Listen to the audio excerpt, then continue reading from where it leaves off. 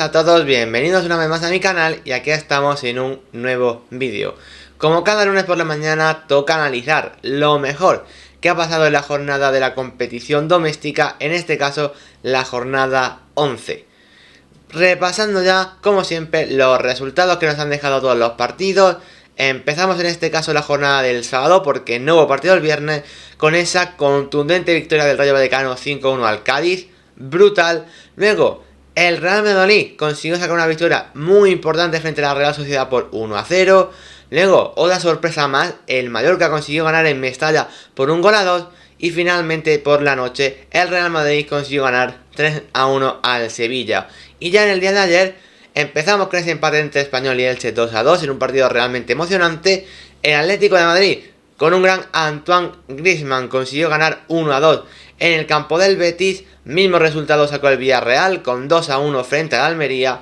También Girona y Osasuna empataron a 1. Y por último el FC Barcelona le ha ganado 4-0 al Athletic. Luego el Celta Getafe evidentemente se juega esta noche. Como siempre, el partido de los lunes no nos da lugar para analizarlo. Y ya con estos resultados pues repasamos cómo queda la clasificación.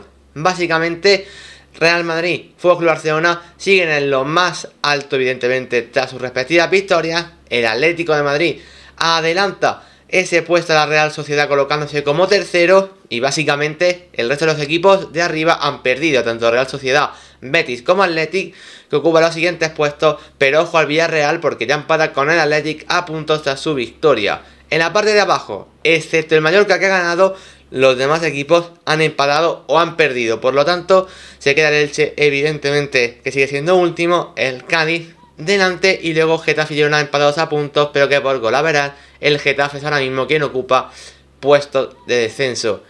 Y habiendo repasado ya la clasificación, vamos ya con las que para mí han sido las 5 claves de la jornada.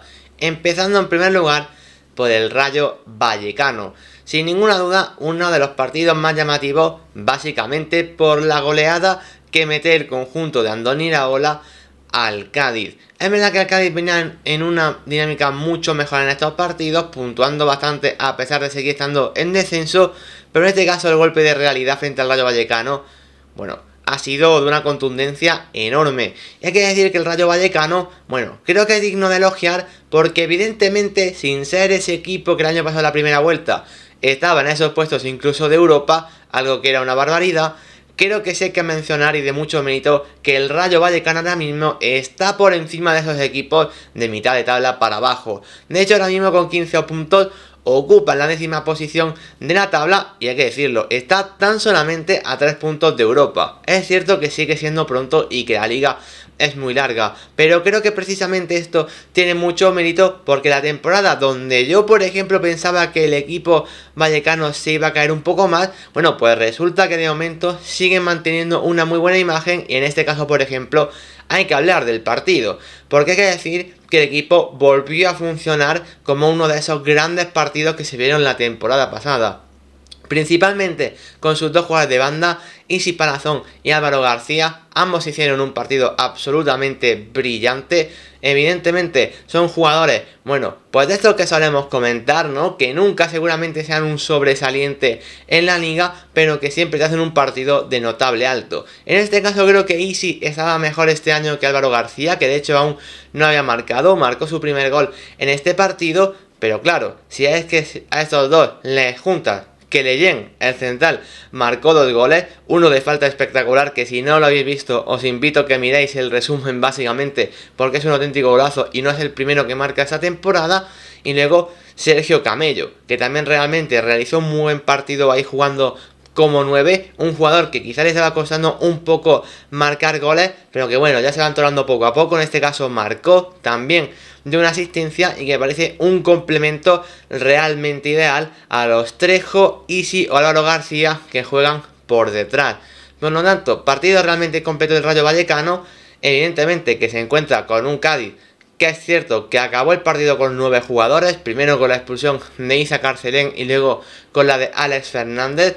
A pesar de eso, al final incluso consiguieron marcar un gol, pero bueno, el Rayo Vallecano le mete una manita al Cádiz y creo que tiene mucho mérito lo que Andoni Iraola sigue haciendo con este equipo, porque el Rayo Vallecano juega bien al fútbol y sobre todo como mola ver a jugadores como Isi o Álvaro García tan bien optimizados, porque insisto, son jugadores que aunque no sean de la élite de la liga, disfrutamos muchísimo con ellos. Y si Andoni Iraola hace un grandísimo trabajo con el Rayo Vallecano, qué decir en la segunda clave de lo que está haciendo Pacheta con el Real Valladolid.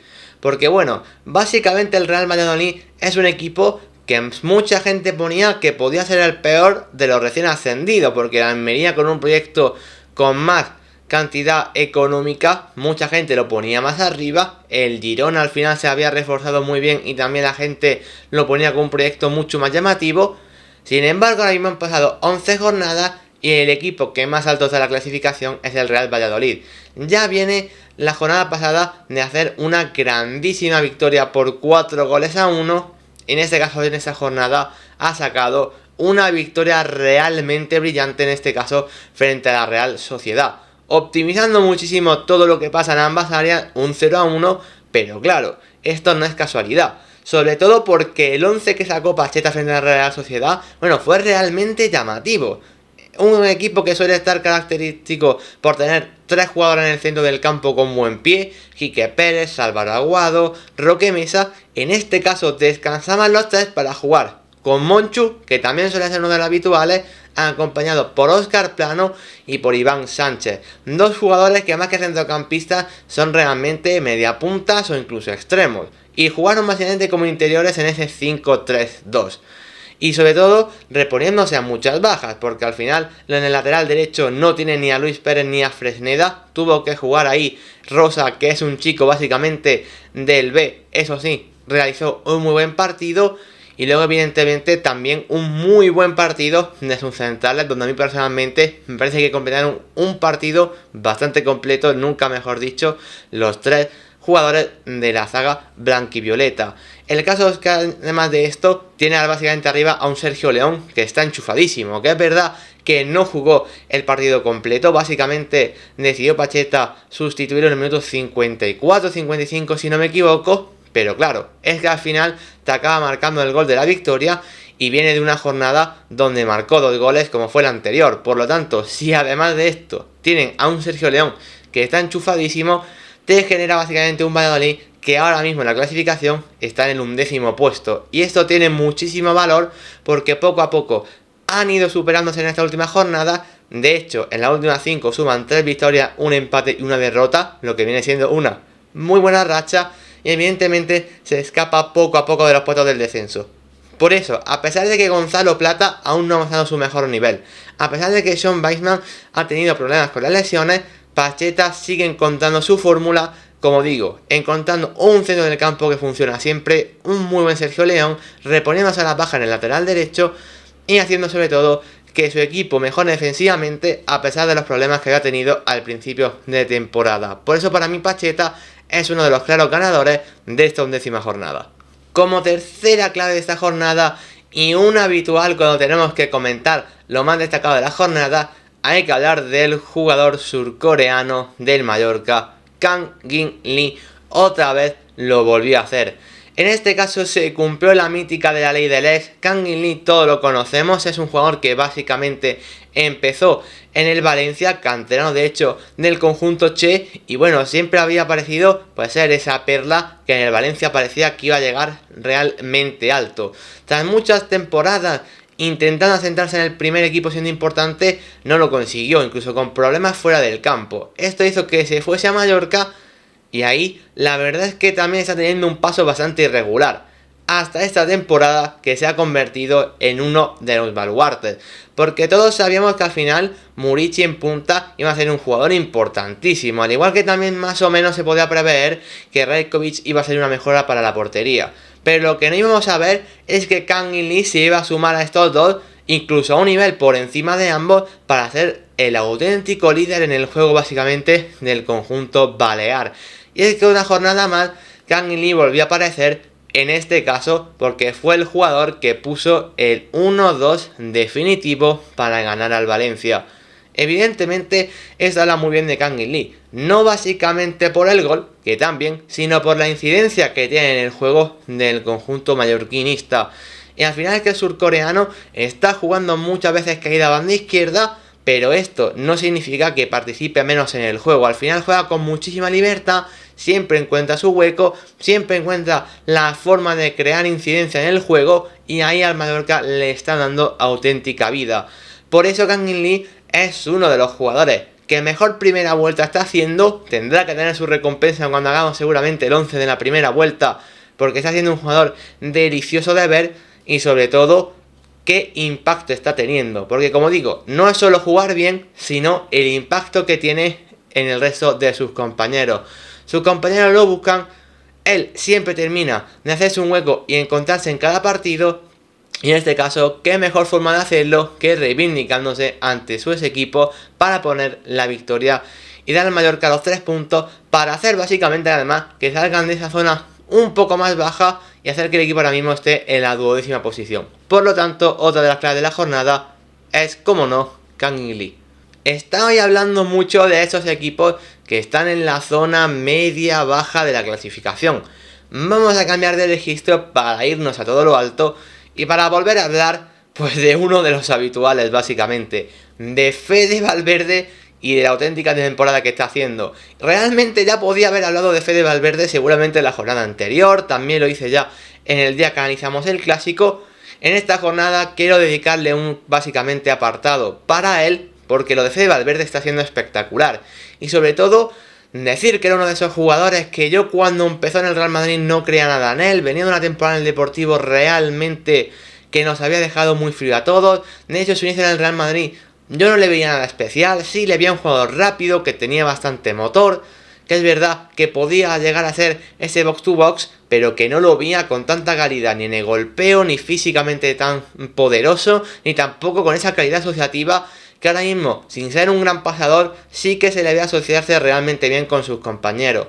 Su evolución está siendo brutal, progresiva temporada tras temporada, pero lo de este año ha sido básicamente, bueno, pues seguramente lo viene siendo el despegar absoluto de Fede Valverde, ya sea jugando como interior derecho o como extremo derecho. Antes se decía que lo de extremo derecho era una posición para encajarlo en el 11, creo que ahora mismo es básicamente que Fede Valverde tiene que jugar donde sea, porque es incidente, tanto de extremo como de interior, y no lo hace mejor en una posición que en otra. Simplemente a veces puede partir desde más arriba, a veces desde más abajo, pero es que siempre tiene incidencia, no solo en tarea defensiva, donde sabemos que es un trabajador nato, sino en área rival, que es por lo que más le quiero destacar en este caso, porque es que Fede Valverde básicamente lleva ya 3 goles en estas últimas 3 jornadas, y ya lleva 6 en el general de esta liga, siendo ya de hecho pues uno de los máximos goleadores de la competición. Esto básicamente se suma básicamente a los goles de Benzema, a los de Vinicius, a los de Rodrigo, que ya siempre estaban ahí. Por lo tanto, Fede Valverde se está destapando como goleador, además con goles desde fuera del área de bella factura. El gol que mete en esta jornada para poner el 1-3 frente al Sevilla es una auténtica barbaridad. Por lo tanto, bueno, Fede Valverde no solo está siendo, para mí, el mejor jugador del Real Madrid en esta liga, sino seguramente el mejor jugador del campeonato, junto a Robert Lewandowski en ese inicio de temporada. Y eso, en una liga donde básicamente el Real Madrid está plagado de grandes jugadores, tiene mucho mérito, porque ha pasado de ser un gran complemento para el conjunto blanco a ser uno de los líderes del equipo. Y como quinta clave de la jornada, como siempre, analizo el partido que a mí más me ha gustado, el que pienso que más jugo puede tener, y en este caso me he quedado con el partido que ha cerrado la jornada, en ese FC Barcelona 4, Athletic Club 0. Evidentemente la goleada ha sido muy contundente por parte del conjunto culé, más allá de las malas sensaciones en el clásico y más allá de las malas sensaciones en Champions. Lo cierto es que el conjunto de Xavi Hernández ha conseguido reponerse bastante bien. Viendo básicamente cómo han sido los 11, vemos alguna variante realmente interesante, porque realmente el equipo ha jugado en un 4-3-3, aunque bastante asimétrico, con Gavi más o menos de media punta por delante de Frenkie Busquets y con Pedri de falso extremo izquierdo. Lo que pasa es que evidentemente todo esto ha sido bastante variante. También hay que decir que esto cambiaba drásticamente porque Gavi desgraciadamente ha tenido que ser sustituido antes del descanso por una lesión. Ahí ha entrado Franck Kessié, por lo tanto el partido de Gavi ha durado realmente poquito. Y luego en el Athletic sí que también veíamos alguna rotación, básicamente porque ni Muniain ni Sancet salían desde el inicio. Por lo tanto el Athletic tenía un cero en el campo algo más defensivo. Dicho eso, el planteamiento del conjunto de Bilbao ha sido muy parecido a lo que suelen hacer, presionando muy arriba, pero esto precisamente no le ha venido nada bien, porque a pesar de que el FC Barcelona a priori viendo el 11 tenía más centrocampismo, más control de balón, lo cierto es que el FC Barcelona ha matado completamente al Athletic a través de la velocidad, pues bueno, del jugador que estáis viendo básicamente, que tiene un 10 en la valoración general de SofaScore, Ousmane Dembélé, que ha firmado probablemente el que ha sido su mejor partido como jugador de FC Barcelona, o al menos uno de los mejores. Ha participado directamente en los 4 goles. En el 1-0, poniendo un cabezazo digno de delantero centro, sobre todo muy interesante porque le gana en un balón aéreo a la defensa del Athletic, una defensa que sabemos que en este apartado va realmente bien, pero bueno, se intercambió el papel con Lewandowski, el polaco fue el que le puso el centro y Dembélé el que remata de cabeza, y ojo, el cabezazo también es digno de ver, realmente bien para un jugador que no está acostumbrado a esto. Y más si tenemos en cuenta que el gol viene de una jugada suya, porque él es el que arranca básicamente por banda derecha, le pega y es una gran parada de Unai Simón, pero que finalmente ya en el rechace se generaría ese centro de Lewandowski y ese remate ya de nuevo de Ousmane Dembélé. Pero como digo, también apareció en los otros 3 goles dando la asistencia directamente del gol. Básicamente, primero a Sergi Roberto, otro que realizó un gran partido desde el lateral derecho. De hecho, tanto Sergi Roberto como Alex Balde han estado realmente bien. Un Sergi Roberto, por cierto, pequeño inciso, que también tuvo que salir lesionado ya prácticamente al final del partido. Pero bueno, gran partido de los laterales del FC Barcelona. Y como digo, Sergi Roberto marcó básicamente en ese 2-0. Luego el 3-0 lo puso Lewandowski, otro pase de Dembélé, que como digo, Lewandowski siempre tiene que aparecer. Otro gran partido del delantero polaco. Eso fue básicamente en el minuto 22, ya iba 3-0 el conjunto culé. Y luego ya en la segunda parte sí que es verdad que el partido, pues bueno, no hubo básicamente tanta ida y vuelta. Y aún así el FC Barcelona le dio para poner el cuarto, obra de Ferran Torres, otra vez a pase de Ousmane Dembélé. Lo cierto es que el FC Barcelona tuvo algunas ocasiones más incluso de estos 4 goles. De hecho, si no me equivoco, han sido 10 tiros, 7 a puerta. O sea que incluso podría haber habido algún gol más. El FC Barcelona fue básicamente un martillo básicamente al espacio a través de la velocidad de Dembélé, que evidentemente se ha coronado como el MVP de esta jornada tras una victoria tan, pero que tan contundente. Y más ante un equipo como el Athletic, que como yo he dicho en muchas jornadas, está siendo los equipos que más me están gustando en esta liga, a pesar de que ahora mismo tienen un pequeño bache seguramente tras sus últimos encuentros. En cualquier caso, esto ha sido para mí lo más destacado de esta jornada. Si os ha gustado, podéis dejar un like y suscribiros, porque todo apoyo se agradece una barbaridad. Un saludo y hasta la próxima.